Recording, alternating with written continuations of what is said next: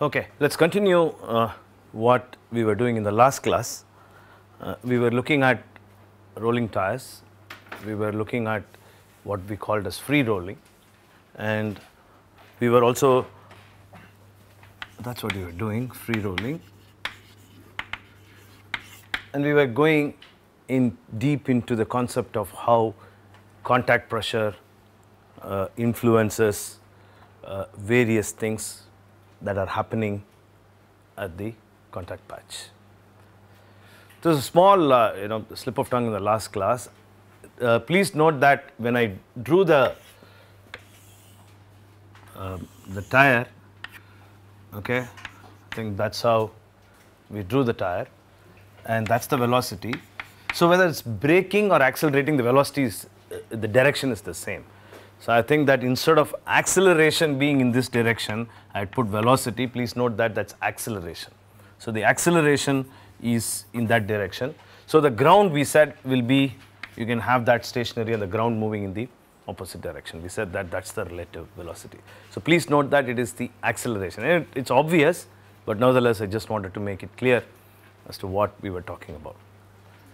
Right, there were some questions on tires, like how tires are built and so on. That's a vast topic. In fact, tire mechanics can be a course. Unfortunately, this is only a part of this course, so we won't be able to go into the details of tire mechanics completely. We will only talk about tire mechanics from the perspective of vehicle dynamics, how the tires interaction is going to affect the vehicle performance. That's what we're going to talk about. We are not going to talk about tire design and so on. I know that's a topic by itself. But nevertheless, it's important that we talk about how or what is the construction of the tire, okay? And courtesy JK Tires, I am giving you the slide, which talks about how tires can be classified. So tires are classified based on construction into what we call as a radial tire or a bias tire. Today, radial tires have become extremely popular, and all passenger car tires are radial tires. In this country, in India, about 20-25% of the tires in the truck are radial, but elsewhere, for example, North America, 90-95% of the tires in the truck or the bus segment are radial tires. Still, there are bias tires running in India, but in most of the developed countries, the tires are radial. There are a lot of advantages of radial tires, the foremost amongst them being the fuel efficiency. Practical data shows that the fuel efficiency or the difference in fuel consumption can be as high as 5%. So radial tires are extremely popular in the truck market now, and it's becoming popular rather in the truck market. The other tire is what's called as a bias tire. Let's understand what these radial tires mean. Okay, this is a cut section of a radial tire. The cut section of a radial tire. So you can see here that there are, so look at that, there are steel what are called as steel belts, okay, and this is what is called as a ply. Let us get a cut section so that you understand this much more clearly. Okay, that is a truck radial tire. Look at that, it's extremely complex. It's complex from 2 points of view. One is that it has a number of materials and several reinforcements that make it stable, that make it efficient, that make it last longer, gives you a good ride, and as far as possible reduces the fuel efficiency, reduces the fuel consumption and increases the fuel efficiency. Okay, again, courtesy JK Tires, we will look at what are the sections, look at the different components in the sections and what the section is made up of. You would see that there is what is called as a body ply. Okay, you can see that the body ply, which consists of a number of wires, so they run like that. okay, from one bead to the other. So you would see that it keeps running like this, right? So they are radial in nature, that's why it's called radial tire. So the body ply has steel reinforcement in a truck tire. We're talking about truck tire here. So that is the body ply. Here you can see it, maybe here more carefully. You can see that that's the reinforcement, okay, in the body ply, and you see that the body ply. The body ply has rubber on either sides. The most important, there are a number of them, so I'm not going to explain each one of them. The most important, which is towards the inner side, okay, is called as the inner liner. Okay. So in other words, it is inside. If this is the body ply, and then what is inside this is what is called as the inner liner. Okay. And outside this, you can see that predominantly that is what is called as the sidewall. In other words, the question says what is sidewall? So this is the sidewall of the tire. Okay. So in between the two, okay, there are some components. Let's not worry about it. So there is a reinforcement for us as far as we are concerned. There is a reinforcement, steel reinforcement, which is rather protected on either side, okay, by rubber, and this side, this is what is called as the sidewall. This region of the tire is what you call as the buttress, okay, buttress of the tire. Now you can see that the steel reinforcements go all the way and then wraps around what is called as the bead or the bead core. You can see that here there is a bead, and then the reinforcement, the steel reinforcement wraps around and comes out in the other direction. So you can see that here very clearly, that it goes like that and then comes around and then, okay, wraps around the bead, right? Okay. Now around that portion of bead is solid, heavy. This is a very important guy. Last time itself we saw that he is the guy who's going to interact with the rim in order that the loads are properly transferred and so on. So that portion is made up of a number of reinforcements. Okay. There is what is called as a steel chipper wraparound, okay, to protect the bead, and then you have a chaffer and so on. The chaffer and chipper, all of them help the bead to actually interact with the rim, right. So there are other things there, let's not worry about it. So the first thing is that this body ply, important component, either side of it has rubber, sidewall and inner liner, wraps around the bead. Then when you come to the top, you have what are called as bells. Okay, these are what are called as the bells. You can see it here. They are, in this case, this is all steel radial. So this ply is steel, as well as these bells are made up of steel, right? They are steel bells. They give the stability for the tread, and you can see that there is not only one belt, there are a number of belts. There is what is called as a transition belt, and there are two working belts, and then there is a protective belt. So these belts have steel wires running. Say for example, if you look at it from the top, so you have wires running like that, okay, in one of the belts, and then running like that in another belts, okay, and so on. So the two belts, working belt 1 and 2, are very important belts, and as I said, that gives that stiffness, the lateral stiffness and the longitudinal stiffness to the tread. Okay. The construction there is very complex. We will leave it for a minute because we are only looking at the mechanics of the tire and not into the mechanics of load carrying and stresses and so on into the tire. So we are not going to look at the design.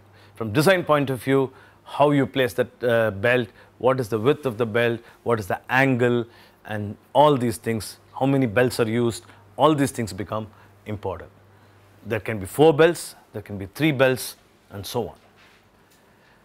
Then on top of it, okay, there are some layers again of rubber, and then ultimately you have the tread about which we were talking about. So these are the, this is the tread. We will see that in a 3-dimensional picture, and this is the tread. Right. Okay. Tread is the one which is in contact with the ground, and the mechanics has a lot to do with the tread as well as the belt, okay, and how that interacts with the road. That becomes very important, and that's what we have been talking about, and we will continue to talk about that, okay, in this class. What is tread made up of this rubber? Tread is made up of elastomers, rubber, okay. We will see, I'm not going into the details of what is this composition, how it works and so on, okay. This can be natural rubber, NR plus, natural rubber is usually called as NR, butadiene rubber, BR, styrene butadiene rubber, which is SBR, and so on, okay. So it's a combination of all these materials. So we will not go into the details of these materials, okay. Nevertheless, to say that, oh, that is the passenger car, we will come to that in a minute. Yes. So you can see that the a passenger car tire, for example, as well as a truck tire, is made up of a number of different compounds of elastomers. In other words, different regions of the tires have different compounds of rubber. So it's not one rubber. Rubber or elastomer is a very generic term. It's not that there is only one compound that covers the complete tire. In other words, tire is just not made up of only one compound, but a number of compounds. As I said, that's not the intention in this course now. Okay. That's the passenger car tire. Essentially, the construction is similar, but not exactly the same. The body plies are not necessarily made up of the same, the steel, but it can be of different materials. Okay. And then, as I said, we will look at the biased truck tire. Unlike that radial tire where you had one body ply and then you had belts, okay, here you have what are called as plies which run throughout, okay, 1, 2, 3 plies, as you can see, okay, which runs throughout, okay, and are arranged in a position, okay, arranged in such a fashion as you can see that they're crossing each other, okay, and that gives the strength for the tire. Because of the way these are arranged, there's a performance difference between the bias and the radial tire. But since the bias tire is almost given way to radial tires, we are not going to talk much about. There's no point in now comparing bias tire and radial tires. Okay, so we will concentrate on radial tires and how that works. I just wanted to say that there is also what is called as a bias tire. Bias tires are still used in trucks. Okay. Now, that's a typical passenger car tire. You can see the treads there. Okay, the treads are very clearly seen. There are various ways in which treads are designed. You can see that there are grooves there. There are grooves in the tread. Okay, these grooves, this is a passenger car tire, and these grooves are there in order to carry water or minute sand, as you go over, say, a sheet of water. In other words, they are channels for the water to escape as you go in under wet conditions, right? The tires are basically classified into what are called as rib tires. This is a truck rib tire. Okay, you can see that there are ribs. There are 4 ribs in this tire, and lug tires. These are what are called lug tires. The rib tires are usually used in the front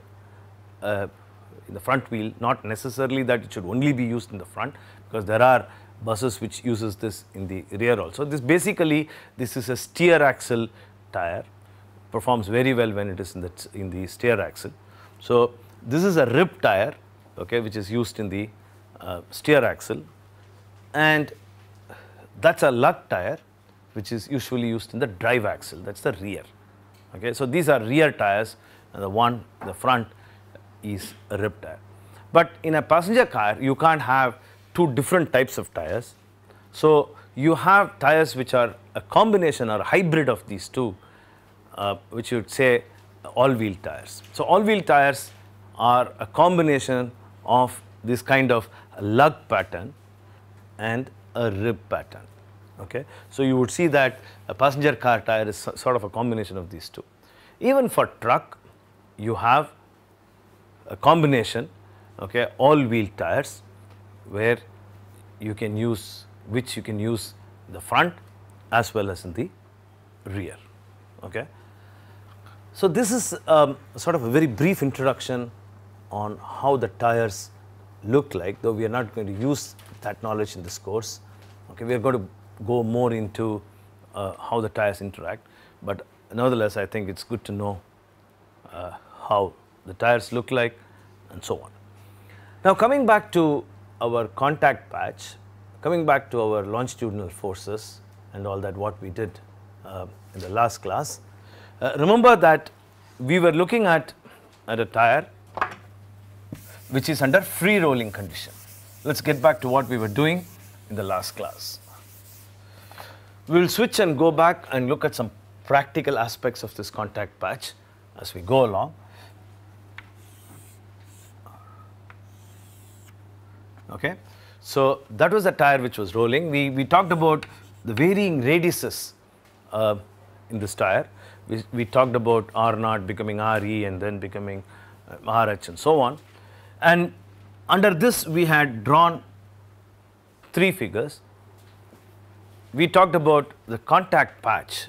Okay, we just given a two-dimensional representation of the contact patch. Okay, and let's now look at three-dimensional representation of this contact patch. Two-dimensional in the sense that it just cut at the center and looked at it. It is very, yes, it's very theoretical, but let's look at it from a very practical point of view, actually how the contact patch looks like. Okay. So this is a finite element model, again courtesy JK Tires. We have a contact patch, finite element model of a contact patch. Different colors here indicate the magnitude, red being that the contact pressures are higher, okay, and blue being the lowest, right. So in other words, you see that the contact patch is not uniform, and as you go to a, say for example a truck rib tire, the contact patch is absolutely not uniform. Okay. Though we assumed that a shape in order to understand the fundamental interactions, the contact patch is not uniform. Let's understand a bit about contact patch,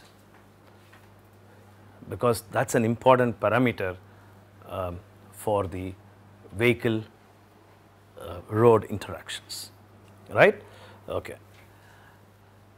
If this tire is to be made up of a membrane whose bending stiffnesses are very low, okay, say for example you take a balloon, blow it, okay, and then just press it on the ground, right, the contact pressure will be uniform.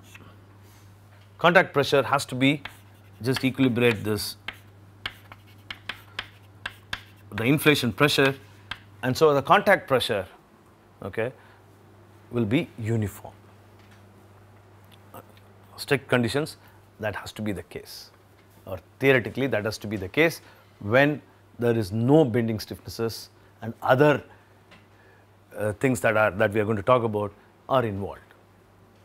Unfortunately, a tire has a lot more things than a balloon, right. the first thing is that the tire is not straight like that. So it has, you can see that it has, say, grooves. That's what you see here, that it has this kind of grooves. Okay. So contact pressure is actually, let's look at that.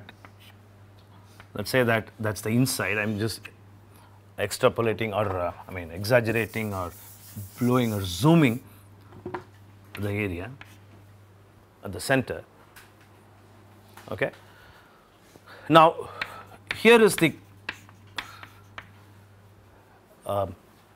inflation pressure that's acting, and here is the road surface. Okay, that's the road surface. So in other words, there are grooves. The grooves become quite complex if you really look at that kind of tires. You know, the grooves become complex, and here again you have grooves. If you now, again we'll do a thought experiment. If you go and sit here, this part is not supported. Okay, that's not supported. So because of which there is going to be a local bending. So there will be, you know, this part of it will now start bending because it doesn't have a support, right? There's an inflation pressure that's acting, that's going to sag. Okay, that's going to get deflected. In other words, there are a lot of local deflection.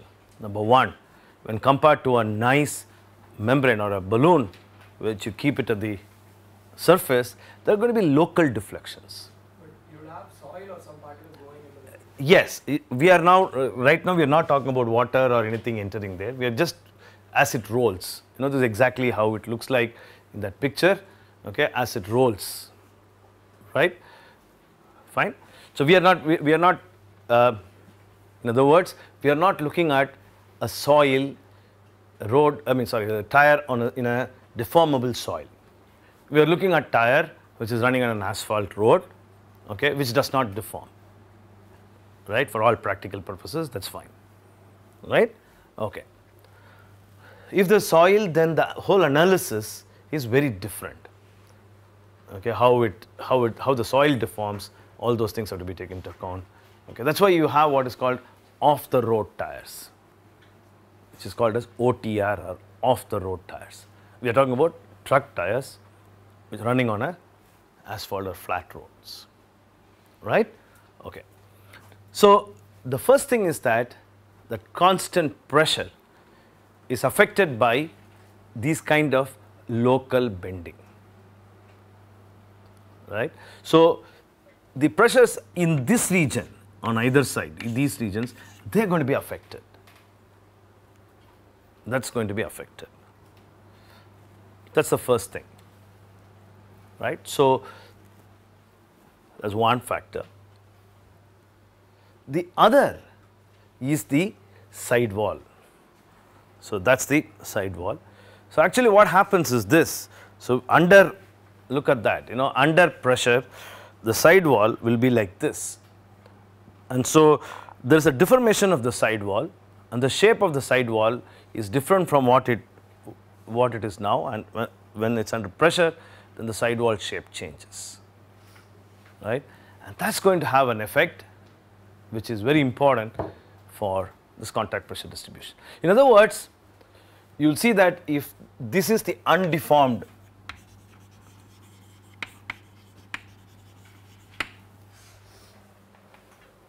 sidewall, then under load this becomes the deformed sidewall.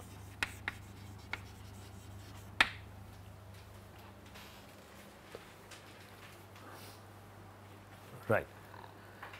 So under these conditions, there are a number of forces that act onto this tire. There is going to be a tension, or in other words, a membrane force that acts there, and there is going to be an inflation pressure force that is going to act at that point. Okay, so there's going to be a membrane, there's going to be an inflation pressure, okay, and there's going to be of course the ground reaction and so on. So because of this effect, okay, if I call this as Tx, okay, because of this effect, we have a bending. Okay, this actually, you can imagine that. First let us look at it physically, then we'll look at the equation. Okay, it has a tendency, so there will be actually this will be the inflation pressures that will be acting, and so there will be a force which will be acting, okay, in that direction, the sum of these inflation pressure forces. Okay, it may be not here, okay, maybe somewhere you can say here acting and so on. So because of this, there is a bending because of these forces, these forces, these forces and all that. Okay, there is a bending, that is bending moment that is created. Okay, the bending moment is the sum and substance of all the forces that are acting. Okay, one in the positive direction, the other in the negative direction, and so on. Right. So that bending moment, what really we will look at that bending moment closely now. So that bending moment, let's get into this, and let's just expand that. So that's the side wall.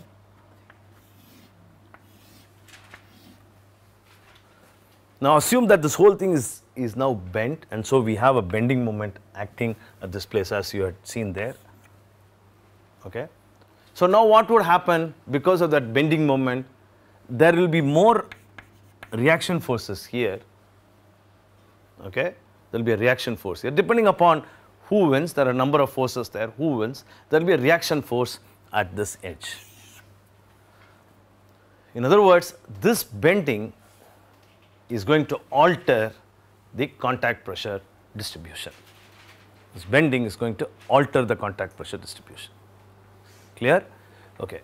Suppose the bending wins over, or one of the forces here wins over, and the bending is like this. What would happen to the contact pressure in this region? The contact pressure would increase. Okay, the contact pressure here would increase. So in other words, the sidewall geometry and configuration would result in a bending moment at the ends, because of which, okay, the pressure here, the bending moment here will be compensated by that will be the reaction. Okay, this is the action and the reaction, and because of which there will be contact pressure will be here higher, or higher contact pressure would result at the edges. So that's what you see here in this figure. At the two edges, you would see that the contact pressures are higher. It's not necessary that it would be like this. It depends upon a number of forces that are acting. Number one is that there is what is called as the membrane force, okay, this which we had drawn there as T. And the membrane force depends upon two things. One is that it depends upon the radius of curvature. The radius of curvature. Please understand that there are two radiuses of curvature. Okay, one, for example, here is a radius of curvature. The radius of curvature here is going to change. And then there is a radius of curvature in the other direction. Okay, so there are two radiuses of curvature in the tire, right? And so both the radiuses of curvature have an effect on this Tx, right?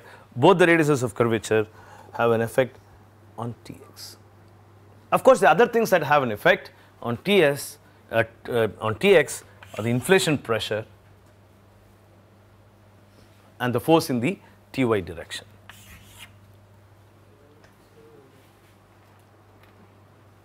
Right? We will not go into the details of this equation. I just want to say that there is a force in the sidewall, which you could loosely call as a membrane force, okay, which acts in the sidewall, which has an effect, of course, on the bending, okay,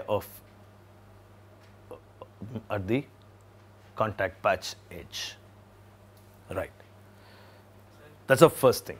The only thing I want to point out is that this force is affected by the shape of the profile of the sidewall, as well as the inflation pressure to which you subject the tire. Okay, these are the two things. When I say geometry, it's Rx and Ry are included. Right, that's the first thing. The other things that affect the moment are the inflation pressures. Okay, the inflation pressure. And the inflation pressures, so that's there are two ways in which it acts. You can resolve it in two directions, vertical and the horizontal direction. Okay, that's what you see there. The inflation pressures acting in the horizontal and the vertical direction.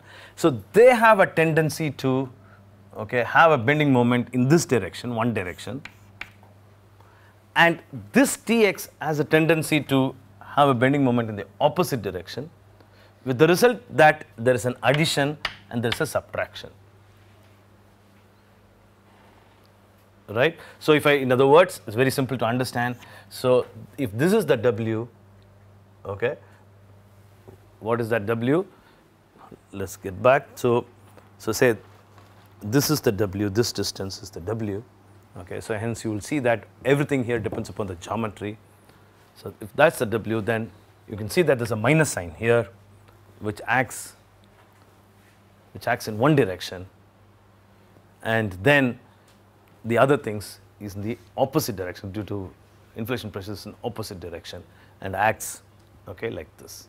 So ultimately, what is this moment, bending moment, that decides the variation or the difference in pressure? Just to summarize, what it simply means is that the inflation pressure that's acting would have been the same as that of the contact pressure, but for the presence of local bending, which we saw here, as well as a global bending, I would call it, as we had seen here. So because of this bending, and of course because of the membrane forces and so on, the contact pressure is not the same as that of the inflation pressure. Clear? Okay. That's the first important point. Now there are a number of design parameters which affect the contact pressure. Let's agree that it's not the same. Okay. Actually, we were looking at the rolling tire, right? And right now our explanations are more to do with the stationary tire. Rolling tire has other factors which are very interesting, right? Before we go to the rolling tire, say free rolling tire, then we will go to a tire which is braking, how the contact pressure changes, or accelerating. And lastly, the most difficult of these cases, what happens when the vehicle takes a turn or cornering, right? So in this class, in today's class, we will concentrate only on rolling tire, free rolling tire, and we will just get into what we call as braking or traction. Okay, the next class we will expand it and so on. Clear? Any questions? Ty is the membrane force In the y direction, right? In the y direction. What is Fy? Is it the sum of all the forces? Yes, in the y direction. Yeah. X and y, x I had given here, y is in the other direction. Okay, Fy is in the other direction. PA is the pressure. Pressure. PI is the inflation pressure. PA into W. Okay, let me write down if you have doubts. Let me write down. Tx and Ty I had already explained. Tx is the sidewall tension in x direction, and Ty is the sidewall tension in the y direction. Okay, PI is the inflation pressure Yeah, 1 minute. Inflation pressure. So for this equation, can I define what is a system? Like for so you're not No, this is the free body diagram, okay, from which we are determining the, see, what I've done is essentially I've cut this and then put the equivalent, forces here. So Right. why aren't we taking the mass? Yes. See, what we are, good question. Actually, in most of these analysis, we have left out centrifugal force, okay, so as it rotates. In some of these conditions, if you look at literature, centrifugal force becomes important, okay. But under many conditions, okay, we neglect the centrifugal force because of rotation, okay. You have to be careful. Usually in a truck tire, we're looking at the truck tire, the centrifugal forces are not that very important because of the speeds, but in a passenger car tires, centrifugal forces become important. Okay, right now we are not considering that, but okay, then there will be another force, other forces, and there'll be some changes here and so on, right? So this is only to explain more physically the bending, what happens. Okay, I'm not going to rely on these equations. No, today, most of us do not rely on analytical expressions. We go to finite elements. Okay, so all these things, all the results that you get, all the niceties are beautifully brought out in finite element analysis. But nevertheless, this becomes important in order to understand what really happens or why the results are what you see in finite element. That's the reason why we explain what is bending, how does it bend, what are the forces which cause bending. We can't do hand waving. Okay, that's the reason why we write down these equations and see, look, there's a moment, and the moment consists of, the moment is due to various forces, and forces act because of inflation pressure, because of the force of the membrane or the sidewall forces. Okay, these participate in this moment and so on. All these effects, okay, are accurately brought out by the finite element analysis, and hence we look at the results ultimately in the finite element contact pressure distribution. Clear? In which case you can also add the centrifugal force and so on. So we will look at now rolling tire. There are other things that become important. Okay. Why is the component of y coming in x direction for tension? Y coming in the x direction? Yeah, this is the way actually this is a membrane theory. We are not going into the equations. Okay. So we would right now not go into the derivations of these equations. Why Ry, Rx, Rx, Ry, and all that. Right? We will not, because then the topic becomes very difficult, and so this is not F, this is not F, this is Fv. I thought you were asking about Ry, V. This is Fv, and Fv is this force that is acting here in this direction. Okay, the force which is acting at the center here, and that is Fv. Okay, that's not Fy, that's Fv. Okay, but Rx and Ry come into picture, and that is Fv. Actually, it's not the total vertical reaction force that's acting. Okay, this is not Fy. You're right, but Rx and Ry come into picture because of these radiuses on either x and y directions. Sir, that M on the left hand side, that is due to the forces. Yeah, the M is the bending moment that acts at the edge. Okay, at the edge, right? So there, what we do is simply we take bending moment due to distributed loads. Okay, due to inflation, which is divided into two parts. Okay, that's what we do, this and this, right? It's as if there is a distributed load like that here.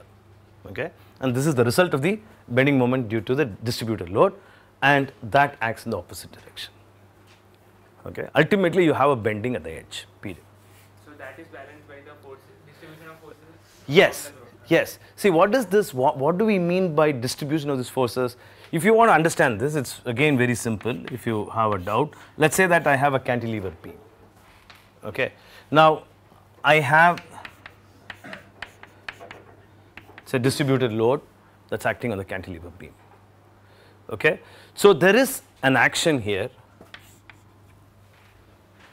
okay, and there is a reaction at this point. Okay? Right? So we are talking about the same action and reaction here. So this is something like a cantilever beam when there's an action and a reaction. So the reaction is in the opposite direction, which means it should be in this direction. So you will have a load distribution here such that it will oppose this moment that's acting here in the same fashion as you have in the cantilever beam. Clear? Okay. So the only thing difference between these two is that here we have a cantilever beam within quotes, cantilever beam, in sense that it is, okay, curved beam, okay, and with forces acting. Effect of local bending is not shown here. Yeah, of course there are effects of local bending. You can see that there are green in some places, there are green, and there are as you near the grooves, and then you have again red and so on. Okay, so there is a sort of a relief here, okay, that's happening. In other words, what happens is that when it really bends, okay, when it bends, then there is a small lift and so on. There's a redistribution, and that's why you will see that near the grooves they are not red. Okay, there is a change, right?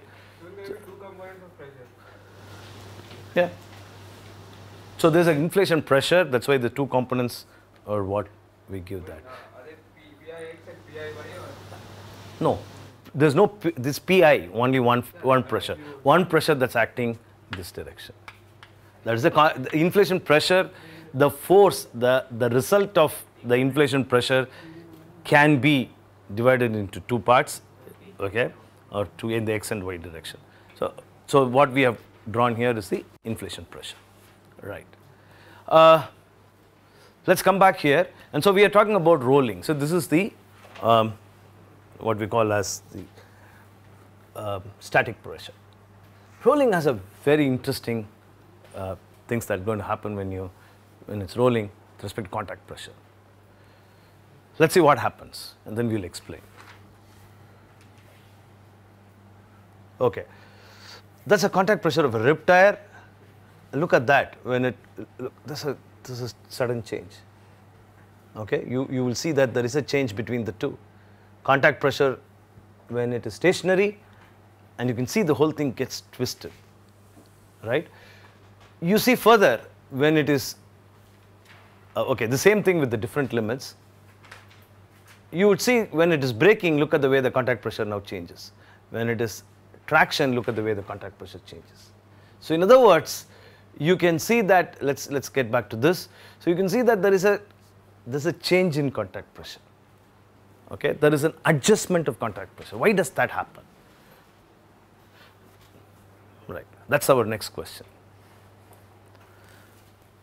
We are looking at contact pressure in, this is the contact pressure. Now as I travel from one end of the contact pressure to the other, okay, in other words, just look at that contact, so let's, contact patch, this is the contact patch, okay. As I travel from one end to the other, there is going to be a longitudinal force. We saw that in the last class. There's going to be a longitudinal force, goes up and comes down. Remember, last time we saw that, okay, something like this. We also saw that this longitudinal force, okay, reaches a maximum RE. Remember that we talked about R, variation of R, okay, in A to B, B to C, C to D, D to E, and so on in the last class. And this longitudinal force has a very interesting effect. Okay. Now just see how that is in finite element. Let's yeah, that's a longitudinal force. Okay, I hope you're able to see. One is in the positive, and the other is in the blue is in the negative. The red is in the positive. So it goes up, goes to 0 in the middle, comes up, and this is exactly what you see here. This is what you see in the in this case. But unfortunately, sense, there is no unfortunate here, but anyway, all the ribs, as you can see here, do not have the same longitudinal force due to the construction of the tire, okay, as we explained. They don't have the same longitudinal forces. They are different in different ribs. You can see that, okay. Now the tire, so that's the, so the first point is that the longitudinal force, as we had seen there, is not a constant in all the ribs. They are different at different ribs. Because of which, okay, the tire now rotates a bit about the vertical direction, so that the total strain energy becomes minimum. So in other words, this distribution of, or uneven distribution of forces causes the tire to adjust, okay, or in other words, the contact pressure now is such that it becomes a minimum, that the total strain energy is minimum. As a system, it would like to go to a minimum strain energy, and so there's a twist. So that you can very well see that here. Look at that. So it sort of twists in such a fashion that it becomes slightly more, okay, uniform, right. So in other words, the longitudinal forces that are acting has an effect on the contact pressure distribution itself, right. And for example, the longitudinal forces which we are going to see in the next class due to braking has further, look at that, has further effect on the contact patch, right. Any questions? Okay. Just to summarize what we said, we will continue this, that the contact patch is an important, or influences the interaction between the tire and the road, and that the contact patch, though one would like it to be very uniform, is not uniform, and that there are some local effects and there are some global effects which has an effect on the contact patch distribution, and that the contact patch is also affected by the uneven distribution of longitudinal forces between the various ribs, and the ribs tend to, or the contact patch tends to adjust itself so that the strain energy is brought to a minimum, or there is a redistribution such that the strain energy levels as a system is brought to a minimum, okay. So there's a small rotation. That's as far as the free rolling is concerned. We will look at braking and then go to the contact patch in the next class, right. We'll stop here.